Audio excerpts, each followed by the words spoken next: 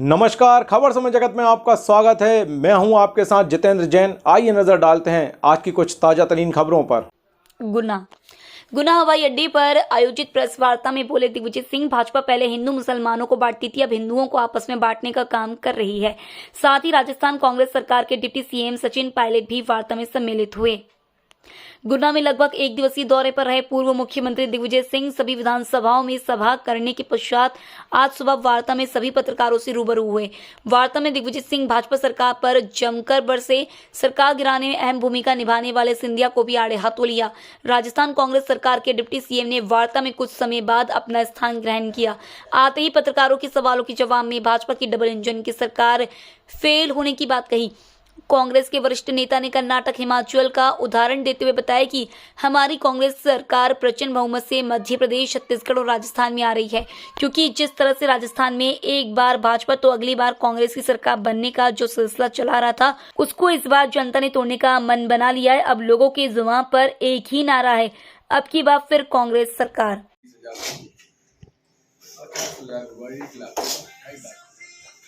और शहर और ग्रामीण में फर्क है। शहर के मकान बनते हैं, प्रधानमंत्री आवास में 2.5 लाख मिलते हैं, गाँव में 1,20,000 मिलते हैं। और उसमें भी जो स्वीकृत करते हैं वो 15 से 20% पहले जमा करा देते हैं, रिश्वत दे लेते हैं, उसके बाद ही योजना मंजूर होती है। ये बीजेपी का जो मैनिफेस्टो आया है उसको क्या लगता है? मैनिफेस्टो तो कट एंड पेस्ट कॉपी है कांग्रेस पार्टी। कांग्रेस के मैनिफेस्टो में नकल की है। क्या लगता है? तो 1 साल से हम लोग तैयार। लेकिन मेरा कहना है कि नकल में अकल की जरूरत होती है, तो उनने क्या बेवकूफी या अकल नहीं लगाई, किस बात पे नहीं लगाई? क्योंकि एक उदाहरण, हमने कहा 2600 में गेहूं खरीदेंगे, उनका नहीं 2700 में खरीदेंगे। 80-100 रुपए बढ़ा दिया। ऐसे अनेक उदाहरण है कांग्रेस उसके वचन पत्र में है, वो सब हमारे यहाँ से चुराए हुए हैं। भाजपा नेगेटिव प्रचार कर रही है, योजना भी हमारी चुराई हुई है। कांग्रेस की सरकार आते ही सारी योजनाएं बंद कर देंगे। वो बिल्कुल झूठ बोलते हैं, क्योंकि झूठ के अलावा वो कुछ नहीं बोलते। तो इसको लेके आप रणनीति क्या बनाएंगे? रणनीति साफ है। हमने कहा हुआ है कि हमारी सरकार बनेगी तो महिलाओं के खाते में 1500 रुपए जाएंगे, गैस की टंकी 100 रुपए मिलेगी, तो हम पहले से कह चुके। अच्छा, भाजपा की अगर कोई गुना में युवा कॉलेज में पत्रकारों ने वीडियो बनाया था, तो पंचायत मंत्री ने मारपीट करवा दी और उसके बाद FIR करा दी सर, हरिजन एक्ट का कार्रवाई।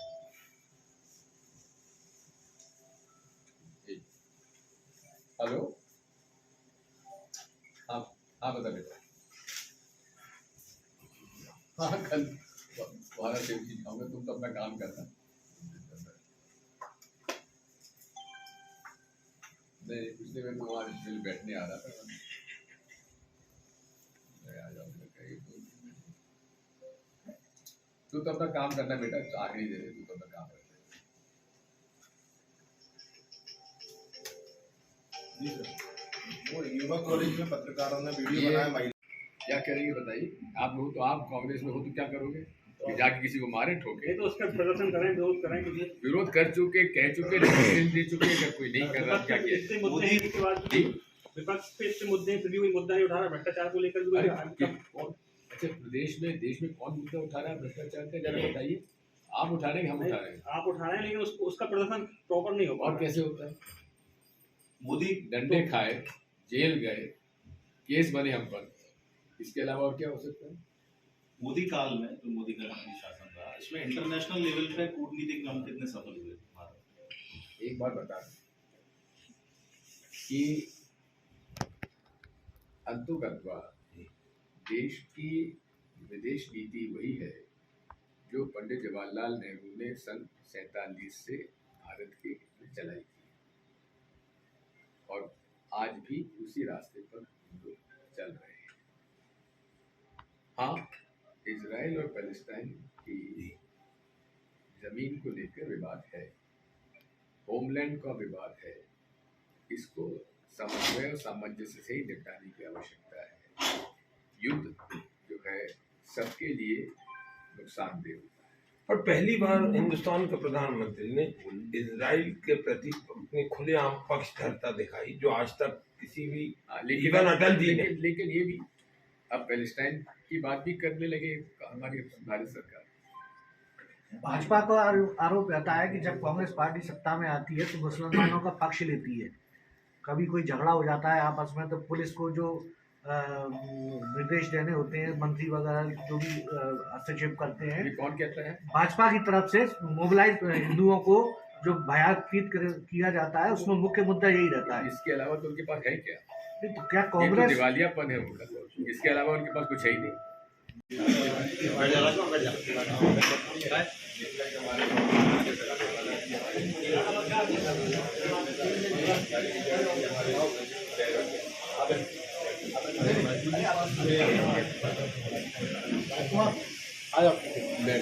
ये हमारे एक्टिविस्ट हैं अतुल साई, जिनसे बहुत हमारी चलो भैया फटाफट 5 मिनट।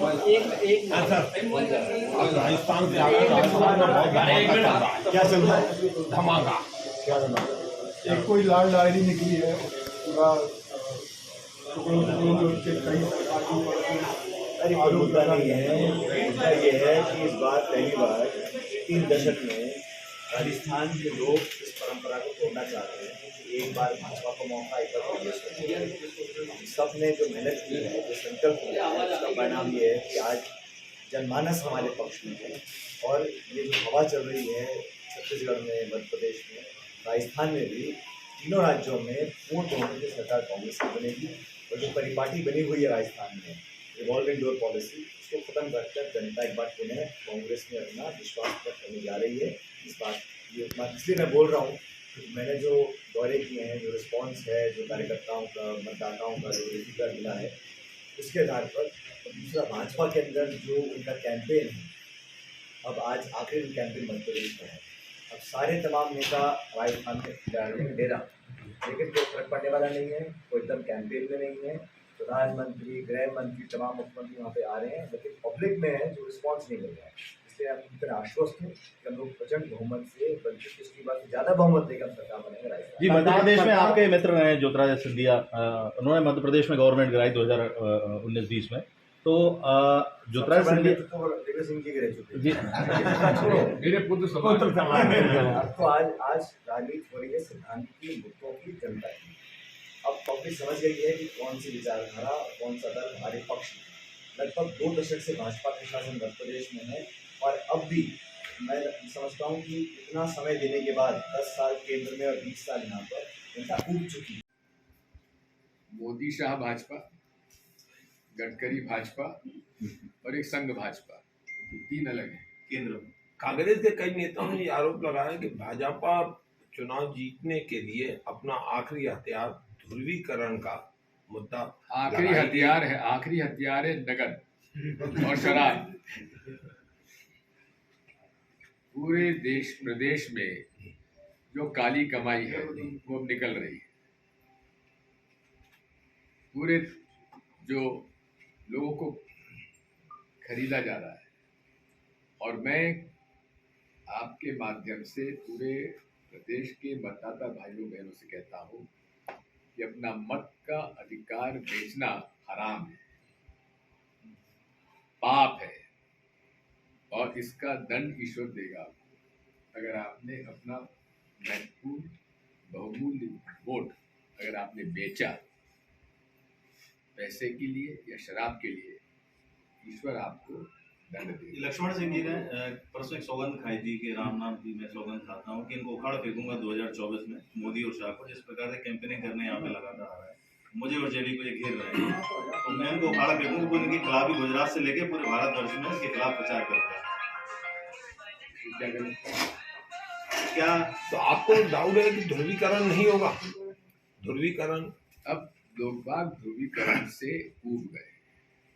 लोग बाग समझ गए कि ये केवल नफरत फैला के ध्रुवीकरण के अलावा इनके पास कोई हथियार नहीं। 5 राज्यों के चुनाव से ऐन पहले इन्होंने घोषणा की राम मंदिर। जहाँ राहुल गांधी जाते हैं हमारे राहुल गांधी दूर हो जाते हैं, और कांग्रेस को ना आने दें, क्योंकि एटीएम की तरह मध्य प्रदेश का यूज करेंगे। राहुल जी जहाँ जाते हैं वो राहु केतु हमारे दूर हो जाते हैं, मिर्ची नींबू मिर्ची की तरह काम करते हैं राजनाथ सिंह। जो हमारे राहुल जी के लिए कहते हैं, हम मोदी और शाह जी के लिए कहते हैं। चुनावी सभाओं में बीजेपी के जो बयान है उन्होंने कहा है डबल इंजन की सरकार, कांग्रेस के ये डबल इंजन जो है ना, एक इधर खींच रहा है, एक इधर खींच रहा है। अच्छा, विपरीत दिशा में। साहब अब जो है अमित शाह जी क्योंकि अगर एक दिशा में होते तो प्रधानमंत्री जी को और गृह मंत्री जी को यहाँ जगह जगह आज जाने में की आवश्यकता नहीं थी। ये तो ऐसा लग रहा है जैसे कि मोदी जी मुख्यमंत्री का चुनाव लड़ रहे हैं मध्य प्रदेश में। अमित शाह जी चांचौड़ा और राधौगढ़ सभाएं कर रहे हैं, इतना भाजपा के लिए ये तो अविश्वास है भाजपा के नेताओं के ऊपर, भाजपा नेताओं में प्रदेश नेतृत्व पर, भाजपा के नेतृत्व पर अविश्वास है। भाजपा के मोदी जी नेता कौन सी वाली भाजपा? 3 भाजपा है। हाँ, उसमें तीनों भाजपा जो है वो एक दूसरे की टांग खींच रही है। शिवराज भाजपा, महाराज भाजपा और नारायण भाजपा। इसीलिए नरेंद्र मोदी जी ने तीनों भाजपाओं को कर दिया अलग और खुद कैंपेन कर रहे हैं शाह साहब के साथ। कोशिश की नहीं हो पाया।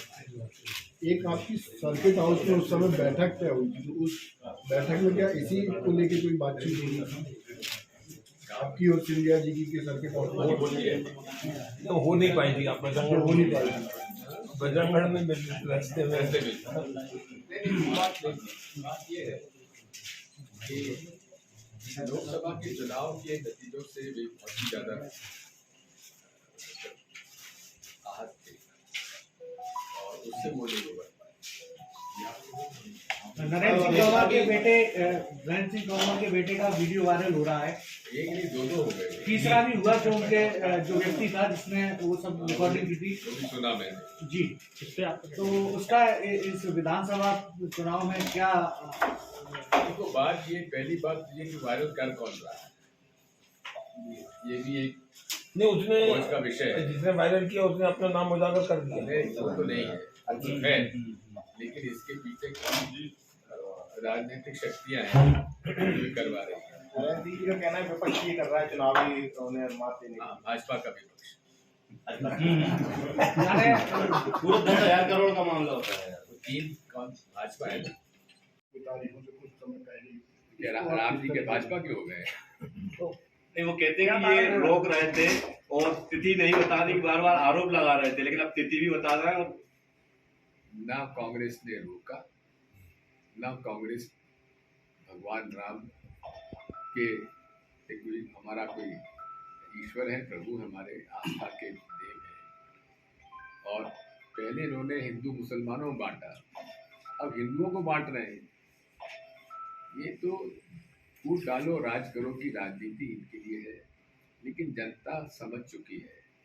और कितना ही इन्होंने बजरंग बली किया कर्नाटक में, यहाँ तक कि प्रधानमंत्री ने सारे कोड ऑफ कंडक्ट का उल्लंघन करते हुए हमारे निर्वाचन नियमावली और कानून के पीपल्स रिप्रेजेंटेशन एक्ट के खिलाफ, जहाँ की धर्म को उपयोग राजनीति में करना अपराध है, वहाँ उन्होंने कहा था बजरंग बली का नाम लेके बटन दबाओ भाजपा के लिए।